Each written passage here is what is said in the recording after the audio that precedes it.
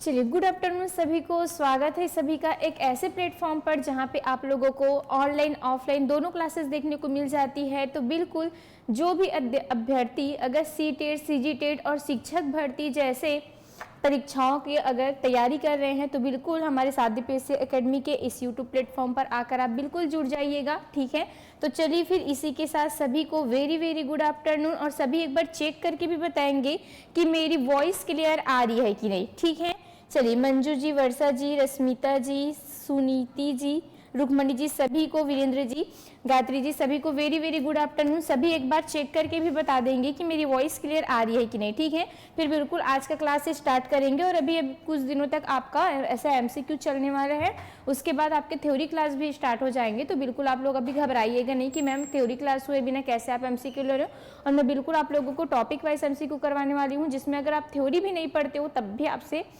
उस टॉपिक से एमसीक्यू बनेंगे ही बनेंगे। ठीक है, चलिए फिर, हाँ बिल्कुल आ रही है, क्लियर है। चलिए फिर आगे बढ़ते हैं। और आप लोगों को एक चीज और बता देती हूँ कि अभी हमारे यहाँ क्रैश कोर्स चलाया जा रहा है, जिसके अंतर्गत अभी परिवहन आरक्षक का जो पोस्ट निकला हुआ है उनके भी क्लासेस संचालित हो चुकी है।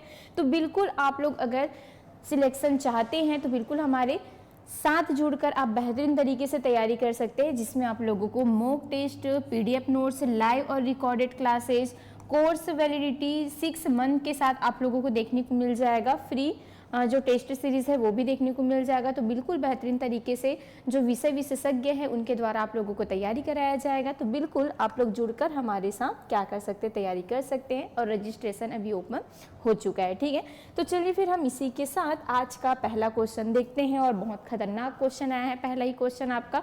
तो चलिए फिर इसका आंसर करेंगे। और जिस पैटर्न में अभी व्यापम क्वेश्चंस पूछ रहे हैं, सेम ऐसे पैटर्न पर हमारा भी क्वेश्चंस आपको देखने को मिलेगा। और ऐसे ही क्वेश्चंस अभी आने वाले हैं आपकी शिक्षक भर्ती के एग्जाम में। तो चलिए फिर क्वेश्चंस को पढ़िए, बाइलिंगुअल आपको क्वेश्चन देखने को मिलेगा। ठीक है, और इसके लिए आप साध्य पीएससी एकेडमी का जो यूट्यूब चैनल है उनको आप लोग सब्सक्राइब करके रखिएगा। बिल्कुल ऐसे ही क्लासेस आप लोगों को देखने को मिलेगी। तो चलिए फिर क्वेश्चंस क्या बोल रहे हैं पढ़ते हैं और इसका आंसर करते हैं। ठीक है, निम्नलिखित में से वैज्ञानिक विधि के 5 सोपानों को क्रम में आप लोगों को क्या करना है, जमाना है। ठीक है, कौन कौन सा है? एक निरीक्षण है, आलेखन है, इंग्लिश को पढ़ोगे तो ज्यादा समझ में आ जाएगा, वर्गीकरण है, सामान्यीकरण है। ठीक है, और एक क्या है, वेरिफिकेशन है। अब चलिए आपको बताना है कि इसमें से कौन से वैज्ञानिक विधि के 5 सोपान है। तो वैज्ञानिक विधि मीन्स क्या होता है, आप लोगों को समझ में आना चाहिए कि जैसे कोई प्राकृतिक घटना हो गया, ठीक है, तो उस प्राकृतिक घटना के बारे में अगर हमको क्या करना है, अध्ययन करना है, सत्यापन करना है, उनके बारे में जांचबीन करना है, खोजबीन करना है कि ये चीज कैसे कैसे हुआ है ना। तो यही इसी को अगर हम किसी व्यवस्थित तरीके से क्या करते हैं, मतलब व्यवस्थित पैटर्न में खोजने का ही जो विधि होता है उसी को हम क्या बोलते हैं, वैज्ञानिक अध्ययन बोलते हैं। ठीक है, अब इसी वैज्ञानिक विधि के द्वारा मतलब ये हमेशा क्रम में चलेगा। ठीक है, हमेशा व्यवस्थित तरीके से चलेगा। ऐसा नहीं कि पहले आप उनका क्या कर रहे हो, लास्ट में आप पहले आप उनका सत्यापन कर दिए या पहले से आप उनका वर्गीकरण कर दिए। इंपॉर्टेंट क्वेश्चन है, इसको आप लोग टाइप मतलब जो भी है स्क्रीनशॉट करके चाहे कुछ भी आप लोग लिख के भी रख सकते हो। ठीक है, एकदम इंपॉर्टेंट है ये। तो निम्नलिखित में आपको वैज्ञानिक सोपानों को क्रम में लिखना है। तो चलिए बताइए, तो मैंने क्या कहा, वैज्ञानिक मीन्स क्या, जैसे हम किसी के बारे में, कोई घटनाओं के बारे में हम क्या करते हैं, सर्वेक्षण करते हैं। ठीक है, सत्यापन करते हैं, विश्वसनीय व्याख्या करने का एक व्यवस्थित क्या होता है, ये तरीका होता है। तो सबसे पहले आप बताइए, जैसे आप लोगों को भूकंप के बारे में क्या करना है, मतलब जानना है कि कैसे यहाँ पे भूकंप आया था, ये कैसे कैसे यहाँ पे हुए होंगी गतिविधियां, उनके बारे में आपको सर्वेक्षण करना है। वैज्ञानिक विधि आपको दिया गया है, तो आप सबसे पहले क्या चीज करेंगे इसमें से, चलिए बताइए। ऑब्जर्वेशन करोगे। ठीक है, ऑब्जर्वेशन मीन्स देखना होता है। तो सबसे पहले उस स्थान पे जाके आप क्या करोगे, ऑब्जर्व करोगे, देखोगे, समझोगे, परखोगे कि यहाँ पे अगर भूकंप आया तो आया कैसे। ठीक, तो सबसे पहला हमारा जो वैज्ञानिक विधि हो जाएगा वो कौन सा हो जाएगा भाई, निरीक्षण विधि, ऑब्जर्वेशन विधि हो जाएगा। ठीक है, हाँ आज बस थोड़ा सा आप लोगों को मिक्स क्वेश्चंस देखने को मिलेगा, उसके बाद कल से बिल्कुल हम टॉपिक वाइज क्वेश्चंस करने वाले हैं। ठीक है, जिसमें आप लोगों को ऐसे ही कूट वाले ही क्वेश्चन सबसे ज्यादा देखने को मिलेगा। ठीक है, कल फिजिक्स और बायो हुई थी क्या, कोई बताओ ना प्लीज। अंजलि जी देख लीजिएगा यूट्यूब आपके एप्स में सारी क्लासेस हो रही है। ठीक, हाँ वेरी गुड, एकदम सही है। तो सबसे पहले आप क्या करोगे, उस स्थान का निरीक्षण करोगे, ऑब्जर्वेशन करोगे। दूसरा क्या करोगे, चलिए बताइए। ऑब्जर्वेशन तो आपने कर लिया कि अच्छा यहाँ पे भूकंप आया था। उसके बाद आप क्या करोगे, जो भी आपके पास कोई मतलब फाइल रहेगा, कॉपी रहेगा, उसमें आप नोट करोगे कि नहीं कि भूकंप भी आया था तो कैसे कैसे मतलब किसको किसको नुकसान हुआ है, किस तरीके से आया था, आप उसको नापने की कोशिश करोगे। नापोगे मीन्स आप क्या करोगे, रिकॉर्ड करोगे इस चीज को। तो यही आपका क्या हो जाएगा, दूसरा क्रम हो जाएगा। आलेखन करना, लिखना, रिकॉर्ड करके रखना कि जो भी क्या आया है वहां पे भूकंप आया, उसको मैंने क्या किया, यहाँ पे रिकॉर्ड किया कि कितना तीव्रता का यहाँ पे भूकंप आया हुआ था। उसके बाद हम क्या करेंगे, उसका वर्गीकरण करेंगे। वर्गीकरण बोलने का मतलब है कि भूकंप तो यहाँ पे आया है, लेकिन और यहाँ पे कौन कौन से स्थान पर आता है और कितनी तीव्रता के साथ, कितनी रफ्तार के साथ ये भूकंप जो है वो आपको देखने को मिलता है। तो तीसरा नंबर पे हम क्या करेंगे, इसका वर्गीकरण करेंगे। चलिए क्या आंसर लगा रहे हैं आप लोग, ए ही आ रहा है सभी का। ठीक है, वेरी गुड, एकदम सही है। फिर लास्ट है, ये पूरा एकदम सीक्वेंस में ही है। ठीक, अब हमने वर्गीकरण भी कर लिया, अलग अलग जगहों का क्लासिफिकेशन किया कि कौन कौन से जगह पे कितना कितना मतलब तीव्रता से भूकंप आया हुआ है। फिर इसको हम क्या करेंगे, सामान्यीकरण करेंगे, मतलब तुलना करेंगे। ठीक है, और तुलना करने के बाद हम लास्ट में सत्यापन करेंगे कि जो मतलब हमने वर्गीकरण किया है भूकंप के बारे में, जो भी हमने छानबीन किया है, जांच पड़ताल किया है, वो सच में सच्ची है कि नहीं। लास्ट में करते हैं ना, जैसे कुछ पत्र वत्र भी अगर आप लोग छापते हो तो इनमें भी आप लोग क्या करना पड़ता है, एक बार आपको पढ़ना पड़ता है। कोई अगर फिल्म इंडस्ट्री में है तो अगर फिल्म भी बना रहा है तो सबसे पहले वो उनको खुद अपना फिल्म देखना पड़ता है ना, कि मैंने फिल्म को सही तरीके से बनाया है कि नहीं बनाया है। कहीं पे भी अगर गलत चीजें होती है तो उसको वो काट बीन करता है। तो सेम यही जो है आपको देखने को मिलेगा वैज्ञानिक सोपानों में। ठीक है, वैज्ञानिक विधि के 5 सोपान है और इसको बिल्कुल आपको याद रखना है। सबसे पहले क्या याद रखोगे, ऑब्जर्वेशन, देखना है, ऑब्जर्व करोगे। दूसरा चीज, अब ऑब्जर्व किए देखे तो उसको नोट भी तो करोगे याद रखने के लिए। फिर आप क्या करोगे, उसको अलग अलग चीजों के साथ क्या करोगे, क्लासिफिकेशन करोगे। फिर उसके बाद आप तुलना करोगे, तुलना में सामान्यीकरण करोगे कि कहाँ कहाँ पे और ऐसे ऐसे भूकंप आए हुए थे। फिर लास्ट में आप लोग क्या करोगे, वेरिफिकेशन करोगे। तो जहां पे भी आपको ऑब्जर्वेशन और वेरिफिकेशन लास्ट में देखता है वही उसका आंसर रहेगा। तो बिल्कुल इसका सही आंसर कौन सा हो जाएगा, पहला, दूसरा, तीसरा, चौथा, पांचवा। ये पांचों जो है वो क्या है, आपके वैज्ञानिक विधि है। ठीक है, चलिए, हाँ बिल्कुल वेरिफिकेशन आया है। अगर चाहे आप स्टडी से रिलेटेड होते तो वहां पे हमेशा मूल्यांकन को, इवैल्यूएशन जब भी आता है तो लास्ट में इवैल्यूएशन ही आएगा। ठीक है, चाहे कोई भी मतलब सबसे पहले पहचानना होता है तो उसमें आपको पहचानना ही दिया रहेगा, लेकिन ये क्या है, वैज्ञानिक स्टेप्स है। ठीक है, हाँ थ्योरी भी होगा राजेश्वरी जी, आप लोग टेंशन मत लीजिए। अभी सीजीपीएससी का थोड़ा बहुत सर अभी बिजी है, इसी कारण वो क्या कर रहे हैं, एमसी थोड़ा नहीं ले पा रहे हैं, लेकिन बहुत जल्दी आप लोगों को थ्योरी क्लास भी करवाएंगे। ठीक है, तो तब तक हम क्या कर लेते हैं, अभी एमसीक्यू भी आप लोगों का टॉपिक वाइज रहेगा, जिसमें आप लोगों को मैं पूरा थ्योरी भी क्या करवाते जाऊंगी। जैसे आपको सर थ्योरी पढ़ाते हैं तो उसमें अगर कुछ क्या हो जाते हैं, छूट जाते हैं, तो यहाँ पे आप लोगों को नए क्वेश्चन के साथ वो आपको देखने को मिल जाएगा। ठीक है, चलिए, इंग्लिश का भी क्लास करवाना है, अच्छा ठीक है भाई। चलिए, तो कथन को पढ़िए, क्या बोल रहा है, एकीकृत शिक्षा में बच्चे सामान्य कक्षा में शामिल होते हैं लेकिन पूर्ण समायोजन नहीं मिलता बोला जा रहा है। ठीक है, तर्क क्या है, समावेशी शिक्षा में प्रत्येक बच्चे की जरूरत के अनुसार पाठ्यक्रम और सहयोग मिलता है। चलिए बताइए, ये भी बहुत अच्छा क्वेश्चन है। ठीक है, बताइए, असर्शन है कि in integrated education children are included in the regular class but not receive full accommodation. ठीक है, फिर रीजन वहां पे दिए है, पढ़िए और बताइए इसका आंसर क्या होगा।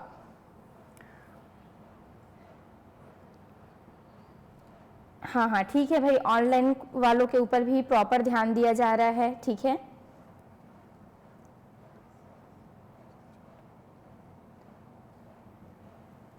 हाँ जैसे आप लोगों का सिलेबस आएगा ना तो उसमें पता चल जाएगा कि कैसे कैसे मतलब सिलेबस, जैसे वर्ग 2 का हम कंफर्म नहीं बोल सकते, जैसे अलग अलग होने वाला है। ठीक है, विषयवार होने वाला है। तो जैसे जो इंग्लिश वाले हैं तो इंग्लिश का ज़्यादा वेटेज होगा उनका, जैसे साइंस वाले हैं तो साइंस में ज़्यादा वेटेज होगा, एसएसटी वाले हैं तो उनमें एसएसटी का ज़्यादा वेटेज होगा। तो ऐसे ही आएगा, लेकिन जो आपका मेन सब्जेक्ट रहेगा उनमें ज़्यादा वेटेज रहेगा आप लोगों का। ठीक है, चलिए अब बताइए इसका आंसर आप लोग। बी लगा रहे हो, कथन आर और तर्क दोनों सही हैं और उसकी व्याख्या नहीं कर रहा है। ठीक है, चलिए देख लेते हैं। तो देखिए कथन आर क्या बोल रहा है, एकीकृत शिक्षा से क्या समझते हैं, चलिए बताइए। मैंने एक बार आप लोगों को बताया था, एक चित्र आपको ध्यान में रखना है। ये क्या है, समावेशी क्लास है।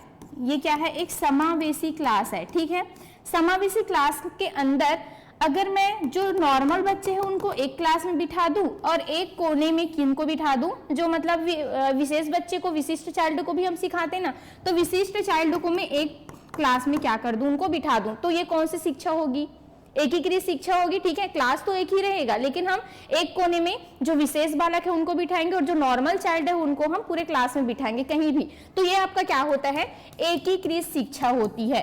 लेकिन जो हमारी समावेशी शिक्षा होता है ये ऐसे नहीं होता, मतलब ये समावेशी शिक्षा में क्या होगा, ये आपका एकीकृत शिक्षा होगा। ठीक है, लेकिन जो समावेशी शिक्षा होगा उसमें आपके जो नॉर्मल चाइल्ड है और जो आपके कौन से चाइल्ड हो जाएंगे, विशिष्ट बच्चे हो जाएंगे, वो सभी बच्चे कैसे बैठेंगे, एक साथ बैठेंगे। वो क्लास जो है वो आपके बच्चे के अनुकूल जो है वो उसको ढालना पड़ता है, क्लास को, पूरा क्लास जो है वो बच्चे के अनुकूल कैसा रहेगा, ढला रहेगा। ठीक है, लेकिन इसमें हम बच्चों को ढालते हैं, मतलब बच्चों को अलग से क्या कर देते, बिठाते, तो एकीकृत करने का काम करता है, लेकिन ये पूरा क्या करता है, सबको इन्वॉल्व करता है। ठीक, तो यहाँ पे क्या बोला गया है कि एकीकृत शिक्षा में बच्चे सामान्य कक्षा में शामिल होते हैं लेकिन पूर्ण समायोजन नहीं मिलता, बोल रहा है, बिल्कुल सही हो जाएगा। ठीक है, हालांकि वो सब शामिल तो होते हैं लेकिन यहाँ पे पूरा समायोजन हो रहा है क्या, नहीं हो रहा है, अलगाव वाली बात हो रही थोड़ी सी। ठीक, लेकिन यहाँ पे पूरा समायोजन उनको हम देख रहे हैं, ये कौन सा हो जाएगा आपका, इंक्लूसिव एजुकेशन में। ठीक है, समावेशी शिक्षा में, ये आपका समावेशी शिक्षा है। तर्क क्या बोल रहे हैं कि समावेशी शिक्षा में प्रत्येक बच्चे की जरूरत के अनुसार पाठ्यक्रम और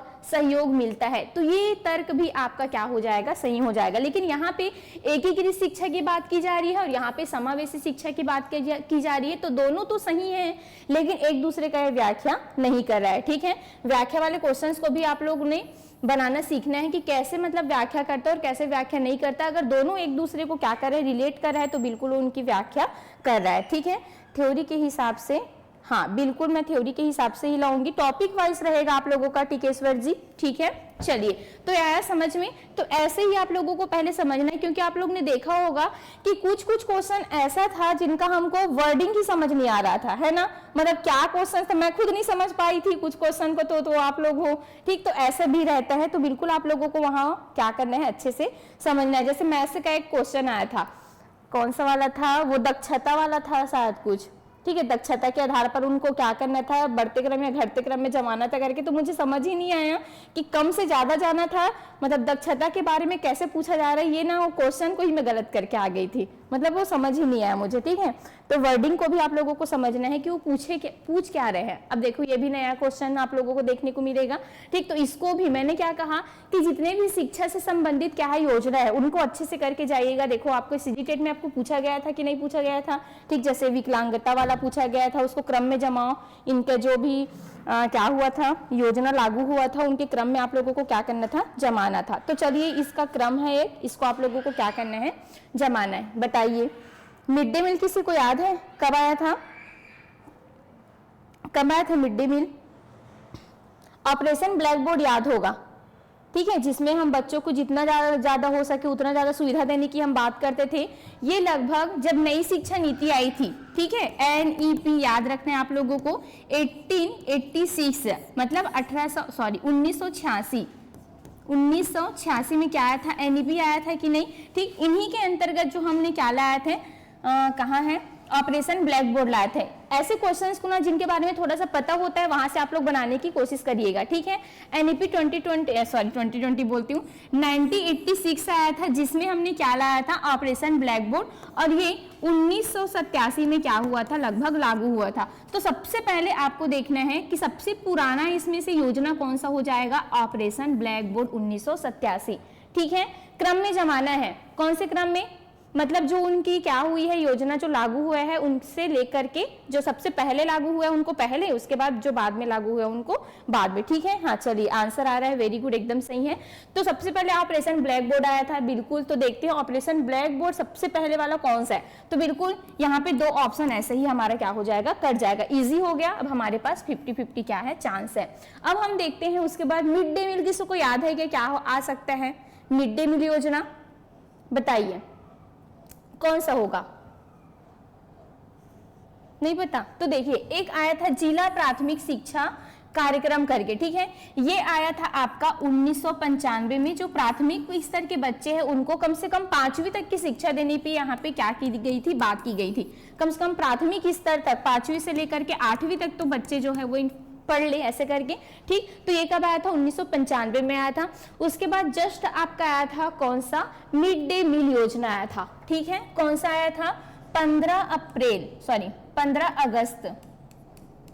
अगस्त के दिन, जिस दिन हमारा देश आजाद हुआ था 1995, मतलब जो ये है आपका, ये पहले आया था। ये शायद मुझे डेट उतना फिक्स नहीं है, मतलब ये मार्च अप्रैल के बीच में आया था, ठीक है, 1995 में। तो ये पहले आया था, किससे, मिड डे मील से। तो एन वाला पहले होगा, तो बिल्कुल दोनों में एन एच दिया है, ठीक है। उसके बाद जे हो जाएगा, दोनों में जे दिया है भाई। अब फिर से हमको ढूंढना है, ठीक है। कस्तूरबा गांधी बालिका विद्यालय योजना, मुझे पता है कि ये सबसे लास्ट में आया था। ये आया था 2004 में। कब आया था ये, 2004 में ये आया था, ठीक है, हाँ बिल्कुल।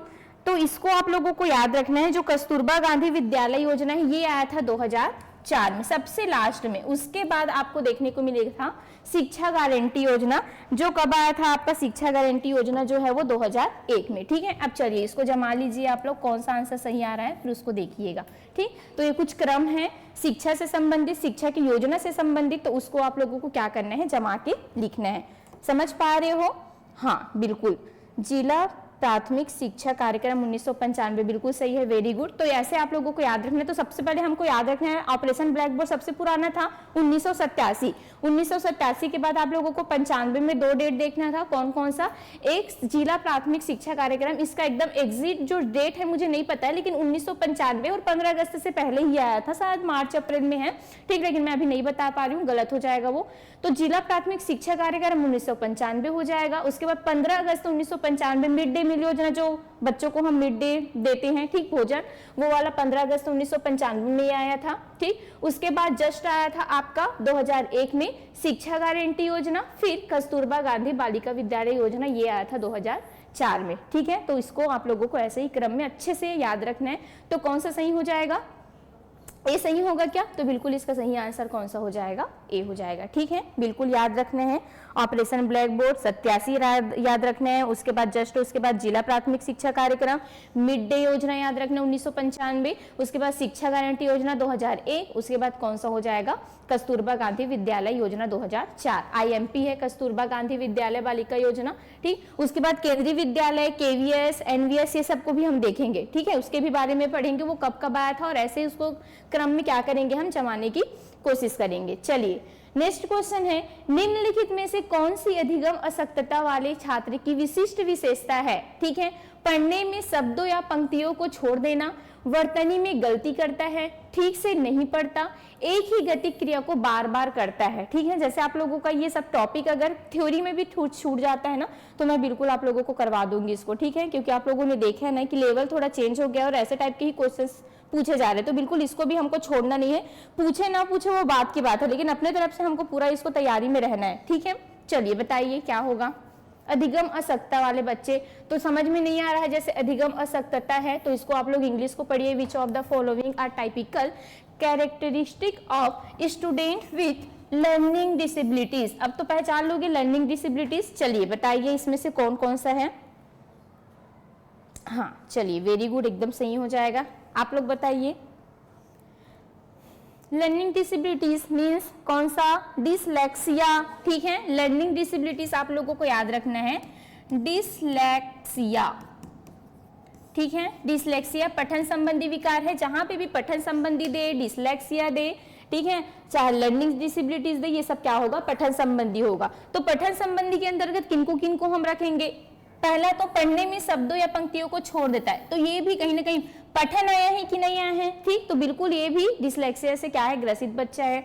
वर्तनी में गलती करता है, बिल्कुल अगर वर्तनी में भी गलती कर रहा है, ठीक है, जैसे वो बच्चा जो है वो वास है तो उसको क्या लिख दे रहा है, श लिख दे रहा है, ठीक है। जैसे बी है तो इसको ऐसा बना रहा है, तो वर्तनी में भी वो गलती कर रहा है, स्पेलिंग में भी वो क्या कर रहा है, मिस्टेक कर रहा है, तो ये यहाँ भी क्या है, वो डिसलेक्सिया से पीड़ित है। ठीक से पढ़ता नहीं है, तो ये भी क्या है, पढ़ ही नहीं पा रहा है, तो डिसलेक्सिया से क्या है, ग्रसित है। एक ही गतिक क्रिया को बार बार करता है, ये आप लोगों को लग रहा है क्या, यहाँ पे गतिक क्रिया दिया गया है, perform the same motor action बोला गया। अब ये बताइए, ये अगर नहीं है तो कौन सी डिसेबिलिटीज है? थोड़ा कनेक्ट करवाई थी, याद करिए। जैसे हाथ पैर नहीं चल रहा है, मोटर गतिक नहीं चल रहा है, तो प्रेक्सिया करके याद रखना, पैर नहीं चल रहा है ऐसे करके याद रखने करके बोली थी ना, तो ये कौन सा हो जाएगा आपका? डिस्प्रेक्सिया हो जाएगा। ठीक है, अप्रेक्सिया भी बोल सकते हो या डिस्प्रेक्सिया भी बोल सकते हो, ये होगा। प्रेक्सिया से आप लोगों को पैर याद रखना है कि जब हमारा पैर, हाथ पैर जब काम नहीं कर पाता है तो ये कौन सा हो जाएगा आपका? एक ही गति क्रिया को बार बार कर रहे हैं, एक ही गति क्रिया को बार बार नहीं कर पाता है, ऐसा कुछ था क्या जी? इसमें तो मोटर एक्शन, हाँ, तो गतिक वाला जब भी होगा ना तो वो कौन सा हो जाएगा आपका? डिस्प्रेक्सिया ही होगा। ठीक है, क्योंकि गतिक दिया हुआ है, मोटर स्किल्स दिया हुआ है, तो डिस्प्रेक्सिया ही होगा। तो 1 2 3 ये तीनों हमारा सही है। किसमें दिया हुआ है? ए में दिया हुआ है, तो ए ऑप्शन ही आपका क्या हो जाएगा? यहाँ पे सही हो जाएगा। ठीक है, चलिए, हाँ, वेरी गुड, एकदम सही है सभी का। नेक्स्ट क्वेश्चन देखते हैं। अभिकथन फिर से आ गया। कुछ संस्कृतियों में पहले मासिक धर्म का आना उत्साह के साथ मनाया जाता है, जबकि अन्य संस्कृतियों में इसे गुप्त रखा जाता है। देखो, मासिक धर्म वाला आया है, क्यों? क्योंकि हम किसके बारे में पढ़ते हैं? एक बालक की अवस्थाओं के बारे में। ठीक है, मतलब एक बालक जो है वो कौन कौन सी अवस्था से होकर के गुजरता है। तो सबसे पहले शैशवावस्था में उनका शारीरिक विकास कैसे होता है, बाल्यावस्था में कैसा होता है, फिर कहीं जाकर के किशोरावस्था में सारी चीजों को हम पढ़ते हैं कि नहीं, कि लड़कों का दाढ़ी मूछे आना, यहाँ पे उसके ग्लैंड्स निकल जाते हैं, लड़कियों का मासिक धर्म आना, ठीक है, बहुत सारी चीजें होती है, हार्मोनल चेंजेस होते हैं। तो इसके बारे में भी आप लोगों को क्वेश्चन देखने को मिलेगा। एक बार सीटेट में इसको पूछा गया था। ठीक है, तो ये कौन सी अवस्था होगी? चलिए बताइए। सबसे पहले तो मासिक धर्म वाली। अब इसमें हम खुल के बात करते हैं ना, ऐसे नहीं कि चोरी छुपा हो गया, सब जानते हैं इस चीज से, और हमको खुल के बात करना भी चाहिए इसमें, है ना। तो यहाँ पे जो किशोरावस्था होती है, बाल अवस्था के लास्ट में या किशोरावस्था के आरंभिक में क्या हो जाता है? मासिक धर्म आना लड़कियों को स्टार्ट हो जाता है। फिर हम बोलते हैं कि लड़कियां जो है वो क्या हो गया? परिपक्व हो गई है, ऐसे करके, है ना। घर में थोड़ा बहुत उनको रोका टाकी हो जाता है, लड़कों से ज्यादा बात मत करो, ज्यादा बाहर मत जाया करो, अब तो तुम थोड़ी बड़ी हो गई हो, लड़कों से थोड़ा दूरी बना के रखो, ऐसा मतलब होता है, सबके घर में होता है ना। तो ये आता है आपका किशोरावस्था। तो यहाँ पे यही क्वेश्चन दिया है। तर्क क्या दिया है कि बचपन के अनुभव उनके सामाजिक सांस्कृतिक संदर्भों के आधार पर अलग तरह से होते हैं। तो देखिए, आप लोग ने देखा होगा कि हम भारत के निवासी है, और हमारे भारत में कैसे है, एक बहुभाषी देश के साथ साथ एक बहुविचारों वाली भी ये देश है। ठीक, सबके विचार यहाँ पे अलग अलग होते हैं। कोई देवी देवताओं को बहुत ज्यादा मानता है, कोई नहीं मानता है, ठीक है, कोई बहुत ज्यादा पूजा पाठ या धर्म पर बिलीव करता है, लेकिन कोई नहीं करता है। तो सबका अलग अलग यहाँ पे थिंकिंग होता है। तो वैसे ही हमारे मासिक धर्म को लेकर भी उनकी अलग अलग थिंकिंग होती है। कई लोग इनको छुआछूत मानते हैं, आप लोगों ने देखा होगा, पूजा मत करो, धार्मिक जो कार्यक्रम है उसमें आप लोग पार्टिसिपेट मत करो, आपको किचन में, रसोई में जाने नहीं देंगे, है ना, किसी पूजा वाला सामग्री को तो छूने ही नहीं दिया जाएगा, मंदिर नहीं जा सकते आप। तो ऐसे हम अभी भी हमारे यहाँ कल्चरल है और हमारे यहाँ हम मानते भी है, ठीक है। लेकिन कई ऐसे मतलब राज्य है जहाँ पे क्या होता है, देश में तो नहीं बोल सकते क्योंकि दूसरे देश में तो इसको छुआछूत मानते ही नहीं है, वो तो हमारे भारत की ही परंपरा है। दूसरे राज्यों में, कई राज्यों में, जैसे मैं एक जनजाति वाला देख रही थी, कुछ एक बार वीडियो आया था जिसमें जैसे कोई भी बच्ची को पहली बार अगर उनको मासिक धर्म आता है तो उन लोग क्या करते, त्योहार मनाते, आप लोग भी देखे होंगे, मतलब त्योहार मनाते एक पूरा, जैसे हमारा छठी वट्ठी होते तो सबको भोजन वोजन नहीं खिलाते समाज को, तो उन लोग भी पूरा बुला के ऐसे करवाते, उनका एक संस्कार करवाते हैं, ठीक है, कि हमारी बच्ची अब थोड़ा परिपक्व हो गई है, ऐसे करके। देखना आप लोग कभी सर्च करके देखना, कौन से राज्य मुझे याद नहीं आ रहा, लेकिन वैसे ही करवाते हैं। तो देखो सबका थिंकिंग अलग अलग है कि नहीं, हमारी तरफ उसको छुआछूत माना जाता है, लेकिन उनके तरफ स्पेशली उसको भगवान मान करके उस लड़की का, जैसे एक लड़की का विवाह करवाते टाइम एकदम इंपॉर्टेंट देते हैं ना, उनको हर चीज उनके लिए संवारते हैं, खाना खिलाते हैं, सबको ला जाकर, मतलब खुशी होती। तो वैसे सेम चीजें यहाँ पे किया जाता है जब एक बच्ची को क्या आता है, मासिक धर्म आता है। तो हमारे यहाँ सबका अलग अलग क्या होता है, सोच होता है, मतलब कहीं कहीं पे इसको उत्साह के साथ हम मनाते हैं, जबकि कुछ संस्कृतियों में इसे हम कैसे रखते हैं, गुप्त रखते हैं ना, एकदम छुपाने की कोशिश करते, बताते नहीं, हिचकिचाने की कोशिश करते। तो ये एकदम बिल्कुल सही हो जाएगा, ठीक है। और बचपन के अनुभव, अब भाई जहाँ पे ऐसी संस्कृतियां जहाँ पे आप उनको स्टार्टिंग से छुपा रहे हो, तो लड़कियां किसी को बताना जरूरी समझेगी क्या? जैसे कभी भाई ही है तो उनको कभी शेयर करते हो क्या इस चीजों को? कभी नहीं करते, है ना। वो तो पति पत्नी के बीच वो होता ही है, लेकिन भाई बहन या कभी दोस्त हो, जैसे मतलब क्या बोल सकते हैं, जैसे लड़के वाले दोस्त है तो उनको कभी ये शेयर कर सकते हैं क्या? नहीं करते, क्योंकि हमारे यहाँ स्टार्टिंग से ऐसे चलते आ रहा है, ठीक है। लेकिन कहीं पे जहाँ पे उनको त्योहार के रूप में मनाया जा रहा है, उसमें तो उनको चिल्ला चिल्ला के तो बताया जा रहा है ना कि मेरी बेटी को मासिक धर्म आ गया करके, तो उनके यहाँ उनको एंजॉय किया जा रहा है। तो जिस मतलब जिस परिवेश में वो बच्ची रहेगी उस परिवेश के अकॉर्डिंग उसका सोच भी तो होगा ना। तो यही इसमें बोला जा रहा है कि बचपन के अनुभव उनके सामाजिक सांस्कृतिक संदर्भों के आधार पर अलग तरह से होते हैं। तो ये भी क्या हो जाएगा, एकदम सही हो जाएगा। अब बताइए इसका आंसर क्या होगा। हाँ ठीक है, ईसाई लोगों में होता है मैम। हाँ बिल्कुल रुकमणी जी, मैंने देखा था, हाँ शायद तेलंगाना साइड ही है। ठीक है, तो यही है। ठीक, तो ये किशोरावस्था से रिलेटेड क्वेश्चन है। इसी कारण ये सीटेट में एक बार पूछा गया था, क्योंकि हम लिंग वाले भी पढ़ते हैं। तो लिंग में जैसे हमारे हार्मोनल चेंजेस होते हैं, क्या क्या होता है, कौन से एज में होता है ना, तो ये सब भी आपको कम से कम याद रखना है। अब बताइए क्या होगा इसका आंसर। ऑनलाइन वाले क्या लगा रहे हैं, ए लगा रहे हैं। आप लोग बताइए ऑफलाइन वाले। मैम कोई नहीं देते हैं, लीव नहीं है, ये क्लास हो गया है यूट्यूब में। अच्छा, कौन जवाब नहीं देता आप लोग कॉल करके पूछिएगा एक बार। ठीक है, चलिए। तो दोनों क्या कर, दोनों एकदम सही हैं और एक दूसरे की व्याख्या कराए कि भाई हम जो भी संस्कृति में पले बड़े रहेंगे उन संस्कृति के ही अकॉर्डिंग तो हम ढल जाएंगे ना। ठीक है, वैसे ही हमारा सोच भी हो जाएगा। तो बिल्कुल यहाँ पे दोनों के दोनों क्या कर रहा है, व्याख्या कर रहा है। चलिए इसको पढ़िए। नेहा खुद को अपनी माँ द्वारा लाई गई मिठाई जो मेहमानों के लिए है खाने से रोकती है। ठीक है, मेहमानों के द्वारा मतलब जो भी मिठाई है उनके घर में लाया गया था, जो मेहमान आए हैं, तो उनको खाने से रोकती उनकी मम्मी, और यह सोचकर कि खाने से वह पकड़ी जा सकती है। कोहल वर्ग के सिद्धांत के अनुसार नेहा नैतिक विकास की किस अवस्था में है। ये क्वेश्चंस भी आया था, आप लोगों ने देखा होगा। ठीक है, चलिए बताइए कि बच्चा जो है वो दूसरों के नैतिकता पर काम करता है, कौन सा स्टेज है। कोहल वर्ग के आया था कि नहीं सीजीटेट में आपका। ठीक है, चलिए अब इसको बताइए। चलिए कोमल जी देखते हैं, मैम इंग्लिश आप पढ़ाना बोल रहे हैं। ठीक है, पॉसिबल नहीं हो पाएगा। ठीक है, चलिए इंग्लिश के लिए आप लोगों को और अच्छे टीचर आएंगे। ठीक है, तो आप लोग टेंशन मत लीजिए। हाँ मैं एमसीक्यू करवा दूंगी आप लोगों को, लेकिन थ्योरी पढ़ाना थोड़ा सा मुश्किल रहेगा। हाँ ठीक है, चलिए अब इसको बताइए कौन सा हो जाएगा। बी सजा, और क्या कौन सा हो जाएगा, आज्ञाकारिता अभिन्न विनाश। क्योंकि यहाँ पे क्या बोला गया है कि मेहमानों के लिए मिठाई है और उनको खाने से रोक रही है, तो यह सोचकर कि खाने से वह पकड़ी जा सकती है और पकड़ी जाएगी तो उनको पिटाई भी होगा। तो सजा और दंड से बचने के लिए तो बिल्कुल ही आपका कौन सा हो जाएगा, कौन सा स्टेज होगा और कौन सा लेवल होगा, चलिए बताइए। ठीक है, तो यहाँ पे यांत्रिक सापेक्षता दिया है। यांत्रिक सापेक्षता मीन्स क्या होता है यहाँ पे कि जब आप क्या करते हो, अदला बदली करते हो, ये वाला है। ठीक, तो ये आपका कौन सा हो जाएगा, दूसरा मतलब लेवल।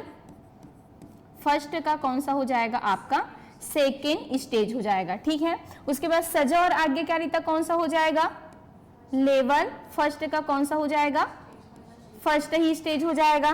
सार्वभौमिक नैतिक सिद्धांत बोला गया है, कौन सा होगा, चलिए बताइए। सार्वभौमिक बोला गया है, यूनिवर्सल, तो लास्ट होगा क्या। ठीक है, छठवां नंबर का कि पांचवा, छठवा हो जाएगा। ठीक है, उसमें हम लोग चेंज करते थे और इसमें तो पूरा हम लोग नियम कानून को ही क्या कर देंगे, तोड़ने की क्या रखते हैं, इसमें हम हिम्मत रखते हैं। और अच्छा लड़का अच्छी लड़की भी विन्यास कौन सा हो जाएगा, तो ये आपका हाँ कौन सा हो जाएगा, सेकेंड लेवल का, लेवल सेकेंड का कौन सा हो जाएगा, फर्स्ट स्टेज, या इसी को हम क्या तीसरा भी बोल सकते हैं क्या, स्टेज कौन सा हो जाएगा, थर्ड हो जाएगा। ठीक है, पता है सबको, तो आप लोग समझ जाइएगा। ठीक है भाई, हाँ चलिए गुड। नेक्स्ट देखते हैं, किस स्तर पर बच्चे नियमों के साथ खेलों में भाग लेने में सक्षम होते हैं। उनकी एथलेटिक क्षमताओं का विकास होता है और तार्किक विचार प्रक्रिया भी बढ़ जाती है। हालांकि यह ठोस अनुभव तक ही सीमित होती है। चलिए बताइए, बचपन, मध्य बचपन, किशोरावस्था, शैशवावस्था, ऐसे भी क्वेश्चन आपको देखने को मिलेंगे, क्योंकि एक एक चीजों को आपको पूछा जाएगा कि एक 24 दांत कौन से वर्ष में आता है, बच्चों को 2 दांत कब निकलते हैं, तो इसको भी आप लोग एक बार पढ़िएगा अच्छे से। ठीक है, दांत झड़ने कौन से वर्ष में स्टार्ट हो जाते हैं, ये सबको पूरा आप लोगों को बाल विकास में जो अवस्था है उसमें पूरा पढ़ना ही है। एक ग्रो होता है ना बच्चों का, कैसे कैसे ग्रो होता है। ठीक है, उनके जो मतलब बातें कब अच्छे से वो करना स्टार्ट कर देते हैं, उनमें हड्डियां कितनी कितनी विकसित हो जाती है, कौन कौन से एज में, दांत कितने कितने कौन कौन से एज में आते हैं, तो उसको आप लोग अच्छे से एक बार पढ़िएगा। मैम टेस्ट सीरीज में कोई कंटेंट चलो चला गया। ठीक है, तो बताइए। तो देखिए बचपनावस्था, देखिए शैशवावस्था हम किनको लेंगे, 0 से लेकर 2 वर्षों को लेंगे। ठीक है, उसके बाद बचपन अवस्था दी है, तो बचपनावस्था को भी हम 3 भाग में डिवाइड कर सकते हैं। एक कौन सा, मध्य बचपनावस्था, ठीक, सॉरी, एक कौन सा हो जाएगा आपका, 3 भाग में कौन कौन सा होगा, एक बचपना, हाँ मतलब यही होगा, एक बचपन हो जाएगा, मतलब 2 से लेकर के इसको 6 वर्ष तक मानेंगे, मध्य बचपनावस्था को 6 से लेकर के 9 वर्ष तक मानेंगे। उसके बाद जो उत्तर बालपन रहेगा, मतलब उत्तर बाल्यावस्था रहेगा, उनको हम कितना मानेंगे, 9 से लेकर के 12 वर्ष तक। ठीक है, अब बताइए इसमें क्या बोला गया है कि किस स्तर पर बच्चे नियमों के साथ खेलों में भाग लेने में सक्षम होते हैं। मतलब खेलों में भाग ले रहे हैं, संगी साथी बना लिए हैं, दोस्तों के साथ ही खेल रहे हैं, नियमों से वो खेल रहे हैं, ठीक है, और उनकी एथलिक क्षमताओं का क्या हो रहा है, विकास भी हो रहा है, तार्किक विचार की प्रक्रिया भी क्या हो रही है, बढ़ रही है। अब बताइए कौन सा होगा, ठीक है, तो कौन सा हो जाएगा, मिडिल चाइल्ड हो जाएगा। मध्य बचपनावस्था में आप लोग ने देखा होगा कि 7 से 9 वर्ष के बीच में बच्चा जो है वो तार्किक चिंतन करना क्या कर देता है, स्टार्ट कर देता है। हालांकि तार्किक चिंतन उनका हाई लेवल का नहीं होता, वो तो मूर्त में जब जाता है तब होता है, लेकिन तार्किक चिंतन आप लोगों को मध्य बचपनावस्था में ही लेना है। बच्चा जो है वो मध्य बचपनावस्था में ही तार्किक चिंतन करना क्या कर देता है, स्टार्ट कर देता है। ठोस अनुभवों के माध्यम से वो सीखते हैं, ठीक है, तो बिल्कुल आपका यहाँ पे क्या हो जाएगा, मध्य बचपनावस्था। ये तो होगा ही नहीं क्योंकि 6 वर्ष तक है, वो तो अभी स्कूल में जाना ही स्टार्ट करेगा, ये तो होगा ही नहीं। और किशोरावस्था तो सब बात की हो जाएगी क्योंकि इसमें ठोस अनुभव बोल रहा है और तार्किक चिंतन बोल रहा है, तो कौन सा हो जाएगा, वो मध्य बचपनावस्था हो जाएगा। ठीक है भाई, चलिए आंसर करेंगे, हाँ बिल्कुल मध्य बचपनावस्था, मिडिल चाइल्डहुड पीरियड हो जाएगा। अभी कथन है विद्यार्थियों द्वारा की गई गलतियां, ठीक है, कल का जो एमसीक्यू वो डला है कि नहीं ऐप से मैं आप लोग बता देंगे, फिर मैं आज दोनों को एक साथ डलवा दूंगी। ये सब क्वेश्चन को एकदम आप लोग रखिएगा, ठीक है, एकदम इंपॉर्टेंट है। विद्यार्थियों द्वारा की गई गलतियां व त्रुटियां शिक्षकों व विद्यार्थियों की क्या है, असफलता को दर्शाती है बोला जा रहा है, ठीक है।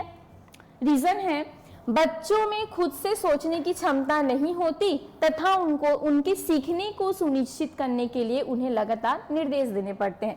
सही विकल्प का आप लोगों को चुनाव करना है। चलिए भाई करिए।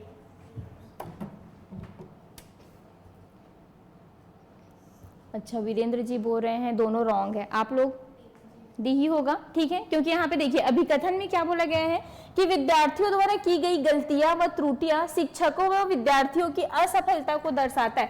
बल्कि हम क्या बोलते हैं कि अगर एक विद्यार्थी क्या कर रहा है, त्रुटि कर रहा है, ठीक है, मतलब त्रुटि कर रहा है मतलब कहीं ना कहीं वो सीख रहा है। ऐसा नहीं कि त्रुटि कर रहा है तो वो सीखेगा ही नहीं, तो कभी भी उनको हमको डिमोटिवेट नहीं करना। त्रुटियां ही सीखने का एक क्या होता है, माध्यम होता है, तो कभी भी उनकी असफलता को नहीं दर्शाती, बल्कि त्रुटि करके ही हर बालक, चाहे मैं हूं आप हो कोई भी हो, हमेशा हम त्रुटि करके ही सीखे, ठीक है। जब तक त्रुटि आप नहीं करोगे आप सीख भी नहीं सकते। तो ये क्या हो जाएगा, आपका गलत हो जाएगा, क्योंकि यहाँ पे निगेटिव बोल दिया गया है कि असफलता को दर्शाता है करके, ऐसा कभी नहीं होता। त्रुटियां हमको सीखने के लिए और प्रेरित करती है हमेशा। तर्क है बच्चों में खुद से सोचने की क्षमता कैसे नहीं होगी भाई, तो ऐसे में तो वो सीखेगा ही नहीं। उनके सीखने को सुनिश्चित करने के लिए उन्हें लगातार निर्देश देना पड़ते हैं, बिल्कुल भी नहीं। तो दोनों के दोनों यहाँ पे क्या हो जाएंगे, गलत हो जाएंगे। और आप लोगों ने देखा है कि अभी जो सीजी टेट है उसमें बहुत सारे क्वेश्चन गलत वाले भी आते हैं। अधिकतर आप लोग पहले जो क्वेश्चन देखते थे उनमें देखना कि हमेशा सही वाले ही क्वेश्चन अधिकतर दिए जाते थे, लेकिन अभी ऐसा हो गया है कि पूरा निगेटिव आपको ज्यादा दिए रहते। लेकिन एक माइंड में ऐसा आता है नहीं कि दोनों के दोनों कैसे निगेटिव हो गया यार, तो हम लोग और खोजने की कोशिश करते हैं, कम से कम एक तो पॉजिटिव होगा ऐसे करके। दोनों हाँ वैसे ही आता है सबसे ज्यादा। तो ऐसे ही आप लोगों को क्या करना है, अच्छे से पढ़ना है क्वेश्चंस को और करना है। जितना ज्यादा हो सकते हैं ना कथन अभिकरण वाला क्वेश्चन बनाएंगे ना, खुद वहां से ना डर भी क्या हो जाएगा, ऑटोमेटिक हट जाएगा। हालांकि सेम क्वेश्चंस नहीं आते, ठीक है, अलग ही लेवल का रहेगा वहां पे क्वेश्चंस, लेकिन ऐसे क्वेश्चंस हमने बनाए हैं करके डर तो ऑटोमेटिक हमसे खत्म हो जा रहेगा। ठीक, हमने ऐसे वर्डिंग को पढ़े हैं, ऐसे क्वेश्चंस हमने बनाए, कैसे डील करना है, ये सब हमको जब पता चल जाता है तो अगर नए क्वेश्चंस भी आते हैं तो उसमें से पूरा डर हट जाता है। चलिए बताइए। हाँ बिल्कुल वर्षा जी, फिर उन लोग लास्ट में क्या करते हैं, क्वेश्चन का आंसर गलत ले लेते हैं। हमारे पास ऑथेंटिक आंसर भी नहीं होता कि हम दावापत्ती कर सकते। जैसे आज एक स्टूडेंट ने मुझे मैसेज किया था, कल कॉल भी आया था उनका कि मैम मेरा 74 नंबर आ रहा है तो मुझे दावापत्ती करना है, तो मेरे पास भी रिसोर्स नहीं है उनका, तो मैं कैसे करूंगी, क्योंकि 2-3 क्वेश्चन तो पूरा नए नए हैं, है ना, हमारे पास है ही नहीं, कोई भी बुक में नहीं दिया है ना, मैं बहुत ढूंढी हूँ। तो यही है, तो मैं बोली उनको कि हिंदी का एक क्वेश्चन है उनमें आप लोग कर लीजिए, मैं उनको एक रिसोर्स भेज दी फिर, ठीक है। चलिए अब बताइए इसका आंसर। मधुलिका नृत्य और योग कला में, ठीक है, जो योगा शिक्षक होते हैं, अभी आने भी वाला है इनका पोस्ट, नृत्य करती है, योग करती है, उनमें निपुण है, माहिर है। हार्वर्ड गार्डनर के अनुसार उनके पास किस प्रकार की बुद्धि उच्च स्तरीय, चलिए बताना। अंतरवैयक्तिक, ठीक, इंट्रापर्सनल, इंटरपर्सनल, बॉडली, काइनेस्थेटिक की म्यूजिकल, चलिए बताइए। ठीक है, तो बिल्कुल जैसे कोई नर्तकी हो गया, ठीक है, आपके जो बॉडी बिल्डर्स हो गए, एक्टर्स हो गए, ठीक, जो अपने बॉडी को पूरा इधर उधर घुमा देते, जैसे योगा वाले हो गए, तो ये सब में कौन सी बुद्धि पाई जाएगी? शारीरिक गतिक बुद्धि पाई जाएगी। ठीक है, डांसर वांसर जो भी है, जो मतलब अपने शरीर के कारण कुछ ना कुछ उनमें क्या है, टैलेंट है, तो सब में कौन सी बुद्धि पाई जाएगी? शारीरिक गतिक बुद्धि पाई जाएगी। क्योंकि संगीतात्मक तो जो गाना गाते हैं, तबला वादक है, म्यूजिशियन है, ये सब में हो जाएगा। ठीक है, अंतरवैयक्तिक किन में हो जाएगा? इंट्रापर्सनल कौन सा हो जाएगा? तो इसको आप लोगों को देखना है। ठीक है, अंतः और एक अंत है, तो इंट्रा दिया है, तो इंट्रा मतलब अंतरा, स्वयं के बारे में क्या करना, इंट्रा मतलब स्वयं के बारे में क्या करना, जानना, ये हो जाएगा। उसके बाद इंटरपर्सनल में क्या होगा कि दूसरे के लाइफ में जब हम इंटर करते हैं तो क्या हो जाएगा? इंटरपर्सनल हो जाएगा। ठीक, जो दूसरे के बारे में जानते हैं वो हो जाएगा। चलिए, बाल विकास के क्षेत्र में हाल ही में सिद्धांत यह सुझावित करते हैं कि विकास प्रभावित होता है आनुवंशिकता से, शिक्षा से, संस्कृति से कि सामाजिक नीतियों से। आंसर करना है आपको।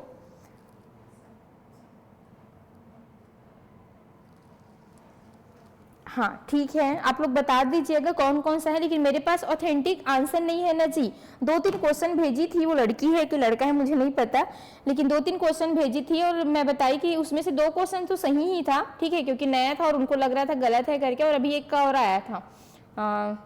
नम्रता मैम के पास बता रही थी, वो इन्वायरमेंट में एक जीएस का क्वेश्चन देखे हो, आंदोलन वाला कुछ, जिसमें मदपान से वो संबंधित था, ऐसा वाला कुछ क्वेश्चन आया था। उसका आंसर क्या होगा? असहयोग आंदोलन था, और बहुत सारे जो आंदोलन हुए हैं ना, नमक का आंदोलन, ये सब दिए गए थे। ठीक है, तो उसमें भी इन लोग बोल रहे हैं कि गलत आंसर लिया करके, तो चलिए मैं एक बार क्रॉस चेक करके आप लोगों को बताती हूँ। ठीक है, तो ऐसे क्वेश्चन देंगे तो हम लोग तो ईवीएस के लिए पूरा हम लोग को जीएस पढ़ना पड़ेगा, फिर यही है। ठीक है, व्यापम का।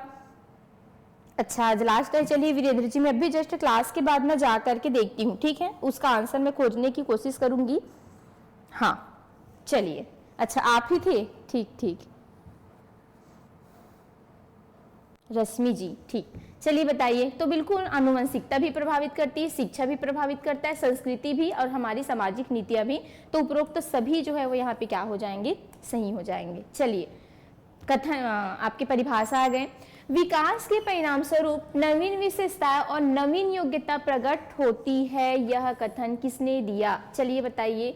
गोसेल ने, हरलॉक ने, मेरेडिथ ने, कि डगलस और हालैंड ने। तो मैं पूरा जब टॉपिक वाइज लाऊंगी आप लोगों को बाल विकास का, बाल मनोविज्ञान का, तो बिल्कुल वहां पे आप लोगों को याद भी करवाऊंगे, और जितने भी मनोवैज्ञानिक रहेंगे उनके पूरे परिभाषा को हम यहाँ पे देखेंगे। ठीक है, तो बताइए, शायद मैं इसको एक बार आप लोगों को याद भी करवाई थी। नवीन योग्यता और नवीन विशेषता कौन हो जाएंगे? चलिए बताइए।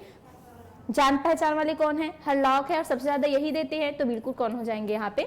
हरलॉक ही हो जाएंगे। ठीक है, तो ये आया हुआ क्वेश्चन है, तो आप लोगों को याद रखना है कि विकास के परिणाम स्वरूप जो नवीन विशेषता होती है और नई नई जो हमारे पास योग्यता आती है, तो वही जो है वो क्या कहलाती है? विकास कहलाती है। तो ऐसे जो क्या है परिभाषा है वो देने वाले कौन थे? हरलॉक जी थे।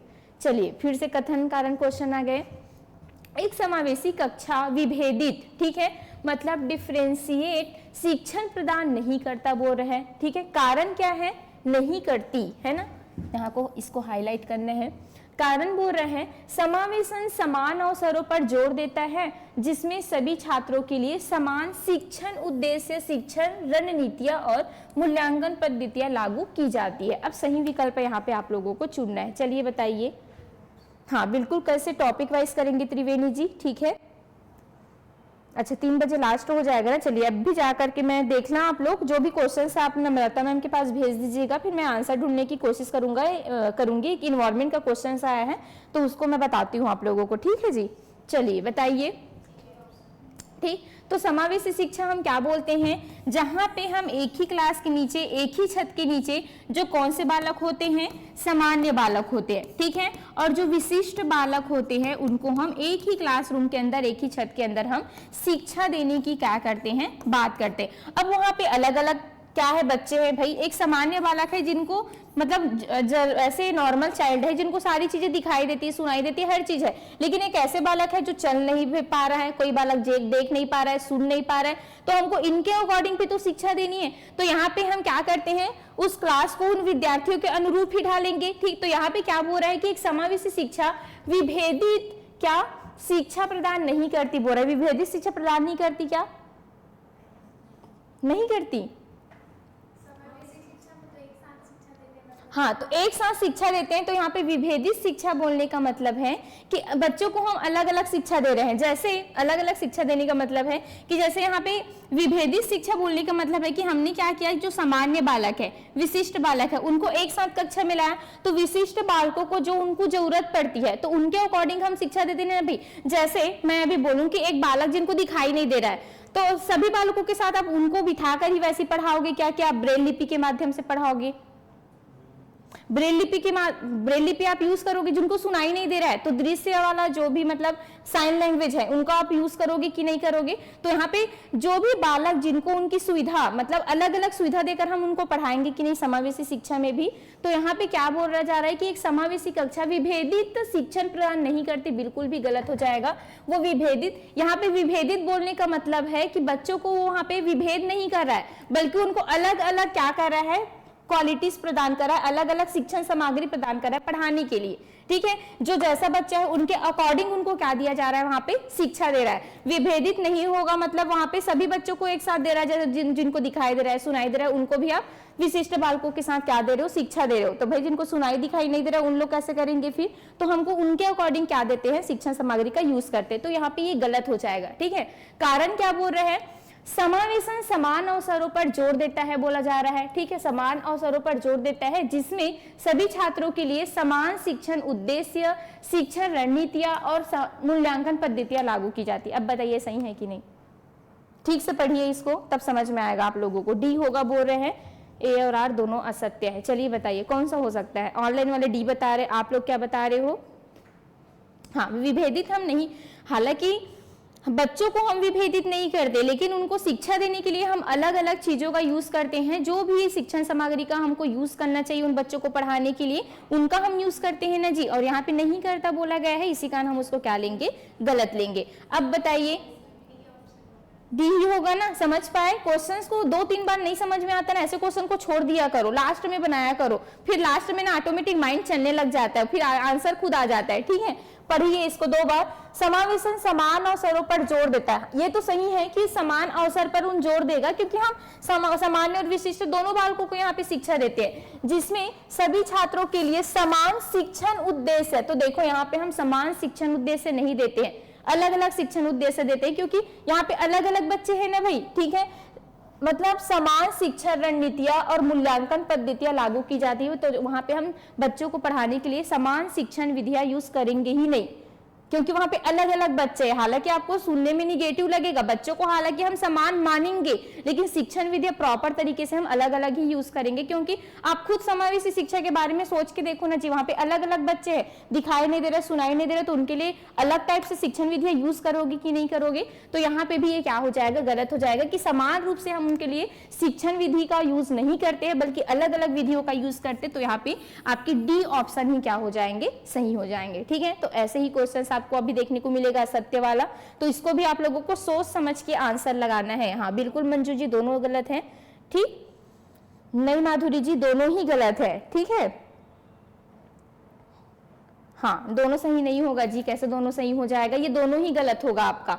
ठीक है, क्योंकि एक समावेशी कक्षा विभेदित शिक्षण प्रदान नहीं करती बोल रहे हैं ना जी, तो शिक्षण अलग अलग टाइप से आप दोगे। नहीं समझ पा रहे हो क्या क्वेश्चन को आप लोग? और इसमें क्या बोला जा रहा है कि हम सभी छात्रों के लिए, सभी छात्रों को एक समान शिक्षण उद्देश्य, शिक्षण रणनीतियां नहीं बना सकते, क्योंकि वहां पे अलग अलग कैटेगरी के बच्चे भी बैठे रहते, तो हमको उनकी क्षमता के अकॉर्डिंग उनको क्या करना होता है, सिखाना होता है। इसी कारण इसका आंसर हम क्या लेंगे, डी लेंगे, कि दोनों के दोनों यहाँ पे क्या हो जाएगा, गलत हो जाएगा। ठीक है, चलिए बहुत खतरनाक लग रहा है देख के। अब बताइए इसका आंसर, सतत और समग्र मूल्यांकन, ठीक है, जो कंटिन्यू कॉम्प्रिहेंशन इवोल्यूशन है, में कई मुख्य विशेषताएं होती है। ठीक है, निम्नलिखित कथनों पर आपको क्या करना है, विचार करना है।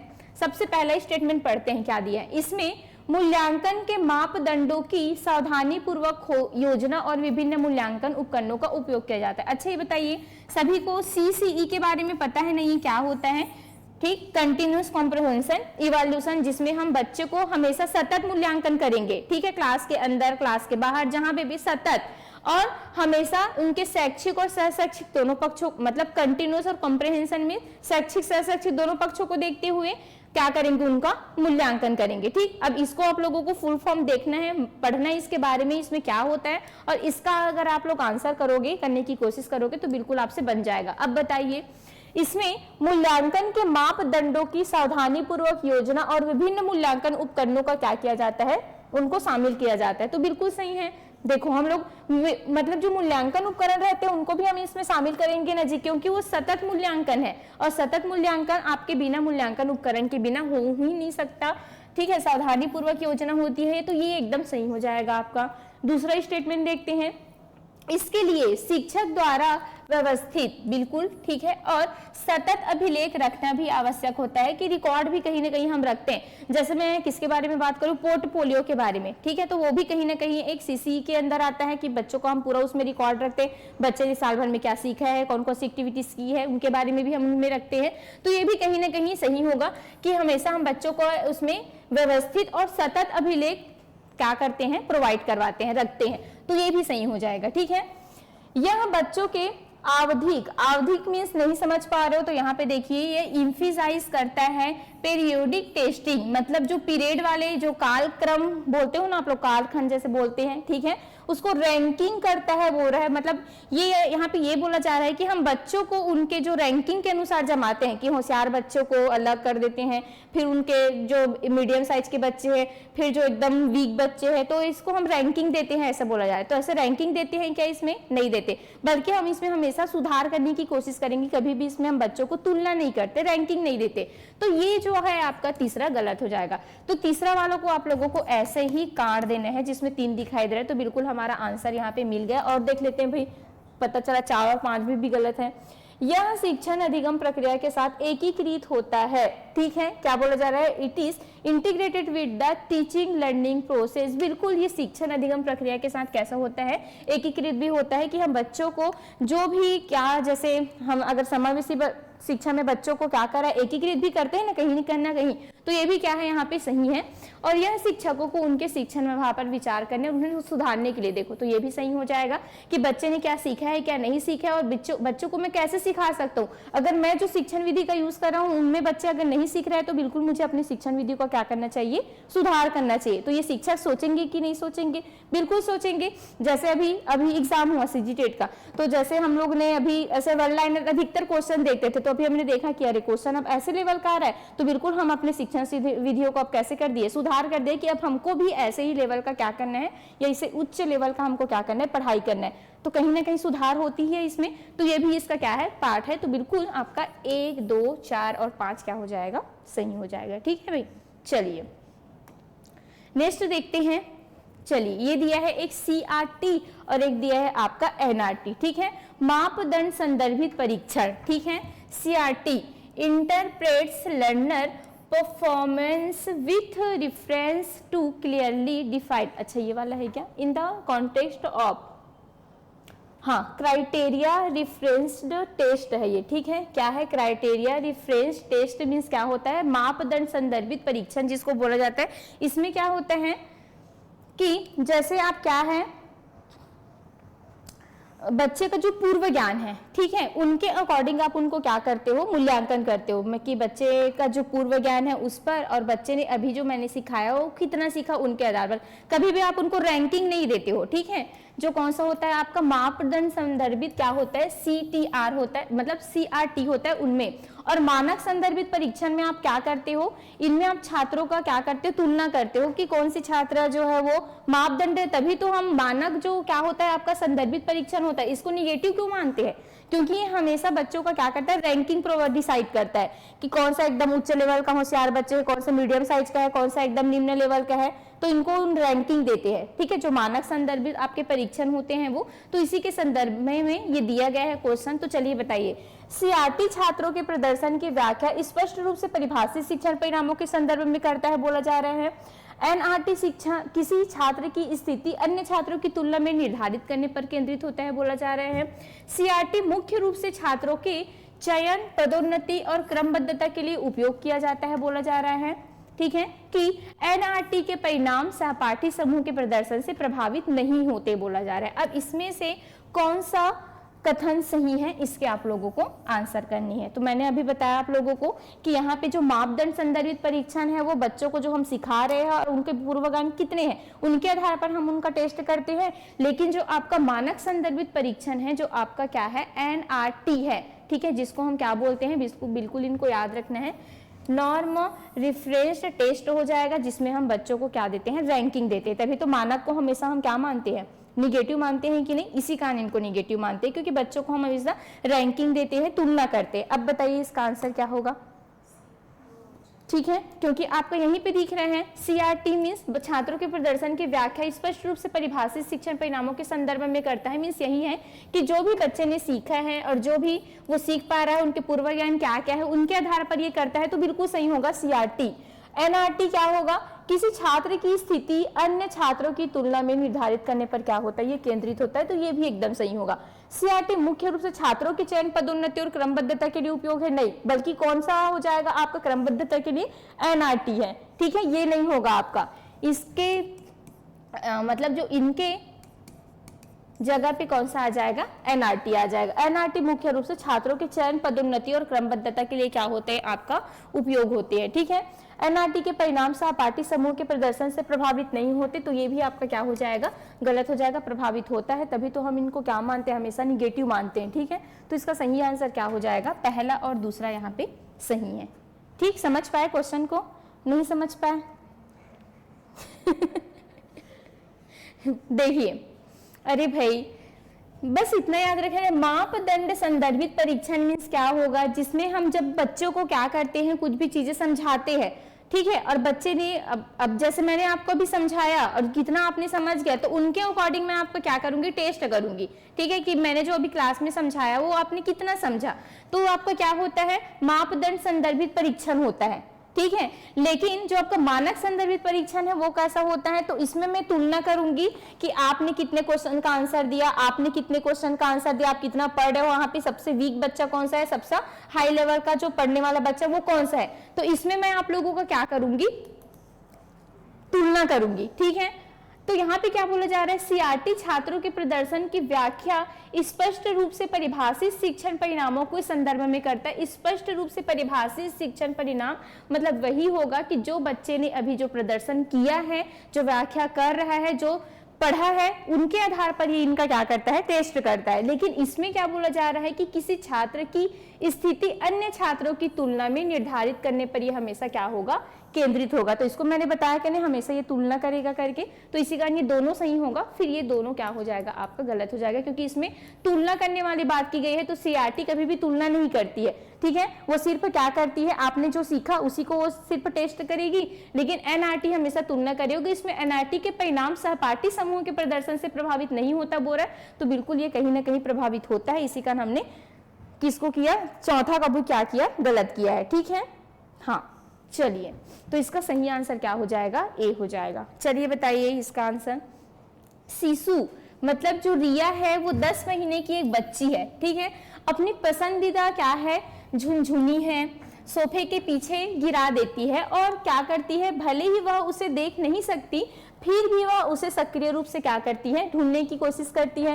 बाद में वह अपनी बड़ी बहन को हाथ मतलब उनकी बड़ी बहन ताली बजाती है। ठीक है, वह अपनी बड़ी बहन को हाथ में ताली बजाते हुए देखती है और कुछ समय बाद वही क्रिया को क्या करती है, वो दोहराती, तुरंत नहीं दोहरा रही है, कुछ समय बाद दोहरा रही। होता है ना बच्चे, कभी कभी जब आप करोगे ऐसे ऐसे ताली बजा रहे हो तो आपको तुरंत देख के वो अनुकरण करेगी, लेकिन कभी कभी बच्चे ऐसा उनका माइंड में पता नहीं क्या चलते होता है, जब आप वहां से चले जाते हो या बाद में जैसे आप किए रहते हो उसको बाद में वो अनुकरण करती है, 5-10 मिनट बाद में, या तो कल करेगी, ऐसा वाला होता है। ठीक है, तो ऐसे भी वो कर रही है और उस खिलौने को भी लेती है।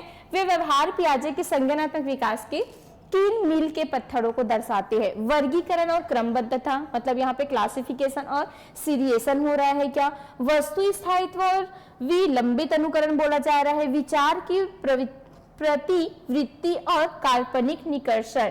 ठीक है, कि जीवात्मा और परिवर्तन की प्रतीकात्मक खेल और आत्मकेंद्रित, बताइए। ठीक, एकदम इजी है। सबसे पहले तो अगर कोई बच्ची जिनके पास क्या है, वस्तु है और वस्तु उनका छाप में नहीं है, सॉरी मतलब वस्तु उसके मूर्त रूप से उनके सामने नहीं है, फिर भी उनके एक छाप बन जा रहता है कि नहीं, ढूंढने की वो कोशिश करती है कि नहीं। जैसे मोबाइल का एक आदी बच्चा है, मोबाइल को आप छुपा दो तो वो पूरा इतना हद तक ढूंढेगी कहाँ कहाँ पे मम्मी पापा चार्जिंग करते हैं, कहाँ पे उनको रखते हैं, हर चीज को वो ढूंढने की कोशिश करेगी। जो आपके 0 से 2 वर्ष की बच्ची रहती वस्तु स्थायित्व वाली, ठीक है, ये आपका संवेदी पेशीय अवस्था है। किनका? जीन पियाजे का संवेदी पेशीय अवस्था की ये कौन है? बच्ची है। ठीक है, तो क्या करती है, ढूंढने की वो कोशिश करेगी और बाद में उनकी बड़ी बहन को देखकर, हाँ जब वो ताली बजाती तो कुछ समय बाद वो क्या करती, प्रतिक्रिया करती और वो भी ताली बजाना स्टार्ट करती। तो वर्गीकरण यहाँ पे नहीं हो रहा है। वर्गीकरण कब होता है? जब बच्चा जो है वो ठोस अवस्था में क्या होता है, पहुंचता है, तब वो वर्गीकरण और क्या क्रमबद्धता करना स्टार्ट कर देता है चीजों को। ठीक, विचार की प्रतिवृत्ति और काल्पनिक निष्कर्षण, ये कौन सा हो जाएगा आपका? जीन पियाजे का अमूर्त। ठीक है, अमूर्त अवस्था होगी, सबसे लास्ट वाली स्टेज हो जाएगी। ये कौन सा वाला हो जाएगा आपका? मूर्त अवस्था हो जाएगी, तीसरी अवस्था हो जाएगी। ठीक है, जीवात्मक और परिवर्तन, ये कौन सी अवस्था है? सेकेंड होगा। कौन सा नाम बताइए? हाँ, पूर्व संक्रियात्मक, प्री ऑपरेशनल हो जाएगा। पूर्व संक्रियात्मक अवस्था में ये बच्चे करेंगे। ठीक है, उसके बाद क्या हो जाएगा आपका? प्रतीकात्मक खेल और आत्मकेंद्रिता। आत्मकेंद्रिता है, प्रतीकात्मक खेल खेल रहा है, तो ये कौन सा होगा बताइए? संवेदी पेशी होगा कि पूर्व संक्रियात्मक? तो इसको आप लोगों को किस में लेना है? पूर्व संक्रियात्मक में लेना है, क्योंकि आत्मकेंद्रिता है, स्वयं सेल्फ क्या होते हैं ये? हाँ, ईगो सेंट्रिज्म होते हैं। तो कौन से हो जाएंगे आपके? पूर्व संक्रियात्मक अवस्था हो जाएंगे। ठीक है, तो ऐसे आप लोगों को याद रखने हैं, ऐसे क्वेश्चंस में हिलना नहीं है। तो क्या है, एक तो वस्तु स्थायित्व, मतलब वो चीजों को ढूंढने की कोशिश करी, जो चीजें उनके माइंड में नहीं है, मतलब सामने तो नहीं है लेकिन उनके माइंड में एक छाप छूट गया है, इसी को क्या बोलते हैं हम? ऑब्जेक्ट परफॉर्मेंस बोलते हैं। और विलंबित अनुकरण मीन्स क्या होता है? वो तुरंत अनुकरण न करके थोड़ी देर बाद अगर अनुकरण कर रहा है तो ये क्या हो जाएगा आपका? विलंबित अनुकरण हो जाएगा। ठीक है, तो बिल्कुल आपका सही आंसर यहाँ पे क्या हो जाएगा? बी हो जाएगा। चलिए इसका आंसर करेंगे। हाँ, वेरी गुड, एकदम सही है सभी का। जीवन के प्रारंभिक वर्षों में एक बच्चा मुख्य रूप से खालिस्तान एजेंसियों से प्रभावित होता है। जैसे जैसे बच्चा मध्य बाल्यावस्था में जाता है और स्कूल साथियों और मीडिया के साथ इंटरएक्ट करता है, वो खालिस्तान एजेंसियां अधिक महत्वपूर्ण हो जाती है। चलिए बताइए, द्वितीयक, प्राथमिक, द्वितीयक, द्वितीयक, प्राथमिक की द्वितीयक और तृतीयक, आंसर करेंगे। ठीक है, तो आप देखते हो कि हम बच्चे का जब 4 प्रकार से क्या करवाते हैं? विकास करवाते हैं, जिसमें उनका शारीरिक, सामाजिक और उनका मानसिक, और कौन सा होता है एक लास्ट? संज्ञानात्मक, संवेगात्मक होता है। ठीक है, जिसको हम भावात्मक भी बोलते हैं, संज्ञानात्मक को मानसिक के अंतर्गत भी लेना है। तो यहाँ पे उनका जो सामाजिक विकास होता है, ठीक है, सामाजिक विकास बच्चे का मुख्य रूप से कौन से एज में हो जाता है? चलिए बताइए, कौन से एज में होगा सामाजिक विकास? शैशवावस्था में होगा। शैशवावस्था में तो उनका प्राथमिक समाजीकरण होगा ही होगा। ठीक है, लेकिन पूरा अगर समाजीकरण की मैं बात करूं तो किसमें होगा? बाल्यावस्था में होगा, क्योंकि वहां पे दोस्त बनाएंगे, स्कूल जाना स्टार्ट करेंगे, तो पूरा रूप से उनका क्या हो जाता है? वहां पे समाजीकरण होता है। ठीक है, तो यहाँ पे क्या बोला गया है कि जीवन के प्रारंभिक वर्षों में एक बच्चा मुख्य रूप से खालिस्तान एजेंसी, प्रारंभिक अवस्था बोला गया है। प्रारंभिक अवस्था को मैं शैशवावस्था को भी दे सकती हूँ या पूर्व बाल्यावस्था को भी दे सकती हूँ। तो यहाँ पे एक बच्चा अपने घर में ही, अपने परिवार में ही, अपने परिवेश में ही क्या करता है? अपना समाजीकरण करता है, अपने मम्मी पापा, दादी दादा, अड़ोसी पड़ोसी के बीच में। तो वही उनका क्या होता है? प्राथमिक, बिल्कुल दिया हुआ है, तो यही इनका प्राथमिक समाजीकरण होता है। और जैसे जैसे बच्चा मध्य बाल्यावस्था में जाता है, मतलब जब वो स्कूल जाना स्टार्ट करता है, बताइए ना मैंने, मध्य बाल्यावस्था 6 से 9 वर्ष तक, मतलब स्कूल वाला एज आ गया। ठीक है, और स्कूल साथियों और मीडिया के साथ इंटरेक्ट करता है, तो वो कौन सी एजेंसी हो जाएगी? उनकी द्वितीयक एजेंसी हो जाएगी। ठीक है, तो एकदम इजी है ये वाला। चलिए देखते हैं, बताएंगे इसको। किशोरों की निम्नलिखित में से कौन सी विशेषता है आप लोगों को बतानी है? ठीक है, वयस्कों के नियंत्रण से बढ़ती स्वतंत्रता, तीव्र मनोवैज्ञानिक परिवर्तन, भावनात्मक रूप से परिपक्व की संक्रमण काल से गुजरना, और एक और दिया है हार्मोनल बदलाव। चलिए बताइए, और इसी को मैं KLMN भी कर सकती हूँ। ठीक, तो कोई दिक्कत नहीं है, चाहे ABCD रहा चाहे KLMN रहा वही 6। ठीक, आप लोग KLMN अगर अच्छा लगता होगा तो उसको करके भी बना सकते हो। अब बताइए, चलिए वीरेंद्र जी का आ रहा है answer A B C D E, A B C D E. अच्छा पूरा लाइन से है, ठीक ठीक। ई भी है, सब है। डी आ रहा है भाई, इसमें तो सब वाला ऑप्शन ही नहीं दिया, ठीक। एक को तो इग्नोर करना ही पड़ेगा, कौन सा है आप लोग देख लीजिए। तो किशोरों में सबसे पहले तो याद रखना है एक तूफान, तनाव, संघर्ष की अवस्था बोला जाता है, जिसमें वो अपने किसी को अपना रोल मॉडल मानते हैं, ठीक है। जैसे कोई हीरो हो गया, हीरोइन हो गया, या तो जैसे फुटबॉलर है जैसे विराट कोहली हो गया, तो किशोरावस्था में सब स्वाभाविक होता है। वयस्कों के नियंत्रण से बढ़ती स्वतंत्रता, बताइए ये सही है कि नहीं है? बिल्कुल सही है। वो क्या करते हैं, वयस्क जैसे उनको कंट्रोल करने की कोशिश करेंगे तो कभी भी कंट्रोल में नहीं, वो हमेशा स्वतंत्र रहना पसंद करेंगे, ठीक है।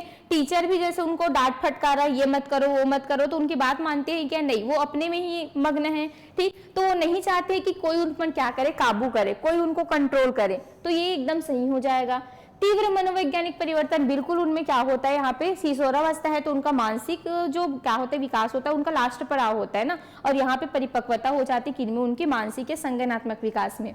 भावात्मक रूप से परिपक्व, अब बताइए सही है कि नहीं? गलत है, क्योंकि आप लोग खुद बोलते हो तूफान, तनाव, संघर्ष की अवस्था है। अगर कोई भी चीज उसको गलत होते हुए देख नहीं सकता वो, ठीक है। हमेशा मारी मारा पर क्या हो जाता है, वो उतारू हो जाता है, तो एक खतरनाक वाली अवस्था इसी कारण बोला जाता है कि इस एज में अगर अपने आप को कंट्रोल कर लिए तो ठीक है, लेकिन बच्चे जो है इस एज में अपने आप को कभी भी कंट्रोल नहीं कर सकते। आप उनको थोड़ा सा भड़का दो ना बीजेपी के बारे में, कांग्रेस के बारे में, बिल्कुल वो उनका विरोधी हो जाता है ना। तो वही है, चलो रे मार के आएंगे वाला, ठीक। तो यही वाली अवस्था होती है। तो बिल्कुल इनमें भावात्मक रूप से परिपक्व कभी नहीं होते, बिल्कुल भावात्मक रूप से पल भर में वो क्या करना, लड़ाई झगड़ा पे उतारू हो जाना है, किसी भी बात को कभी समझाने पर वो समझ भी जाते हैं, लेकिन परिपक्व कभी नहीं होते उसमें, ठीक है। परिपक्व तो किसके बाद होता है, जब शादी वादी हो जाता है तब वो परिपक्वता हासिल करता है उसमें, ठीक है। तो यहाँ पे ये आपका गलत हो जाएगा।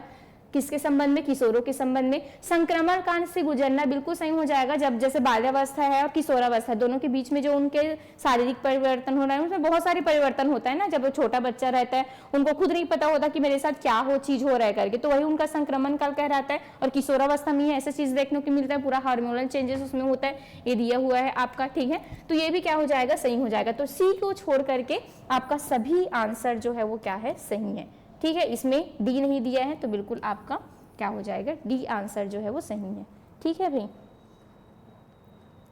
अच्छा, आप लोग भी मानने चल दोगे बीजेपी को, ठीक ठीक। आप लोग भी किशोरावस्था बन गए हैं क्या, ठीक है। तो बिल्कुल सहायक शिक्षक प्रयोगशाला का क्रैश कोर्स संचालित हो चुका है।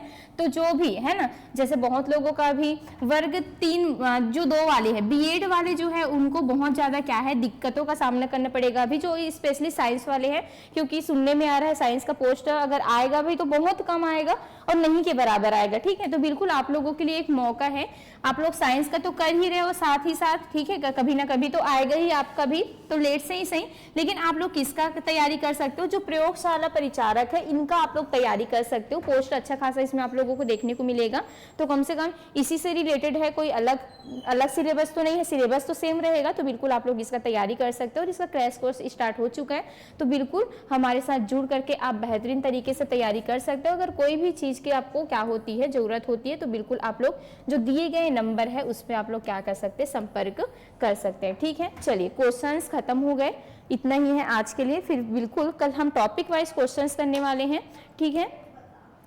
और जिनको भी लग रहा है कुछ क्वेश्चन जैसे आज लास्ट है बोल रहा है दावापत्ति का, तो बिल्कुल मुझे एक बार भेज दीजिएगा। कल जैसे भेजे थे ना, तो मेरे पास ऑथेंटिक आंसर उनके नहीं थे, ठीक है, किसी के पास नहीं है, तो आप लोग ना जो आंसर नहीं है उनको हम कर ही नहीं सकते दावापत्ति।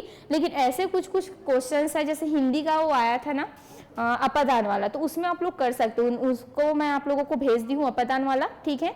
तो चलिए बिल्कुल बताइएगा आप लोगों को क्लासेस कैसे लग रही है, और बिल्कुल कल से हम लोग टॉपिक वाइज करेंगे पूरा जितना भी है। अभी जितने दिन तक शिक्षक भर्ती नहीं आ जाते तो उतने दिन तक पूरा हम एक एक टॉपिक को पूरा करते जाएंगे, जितना ज्यादा हो सकता है उतना ज्यादा क्वेश्चंस करेंगे। क्योंकि देखिए आप थ्योरी पढ़ते हो कोई मतलब नहीं है, जितना ज्यादा हो सकता है आप लोग प्रैक्टिस करिए, पूरा प्रैक्टिस ही करिए, क्योंकि जितना पढ़ना था आप लोगों ने पढ़ लिया, ठीक है। एक चीज और है, प्रैक्टिस करते करते जो भी चीजें हमसे छूट गई है उसको, नई चीजों को भी हमको क्या साथ में लेकर के चलना है, क्योंकि बहुत सारी चीजें तो हमको ऐसे ही पता चल ही गई है।